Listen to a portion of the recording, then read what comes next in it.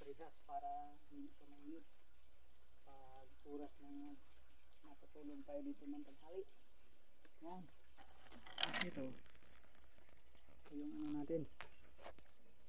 Gawin natin ngayon. Ayan. May mga saging pa. May saging. Ayan.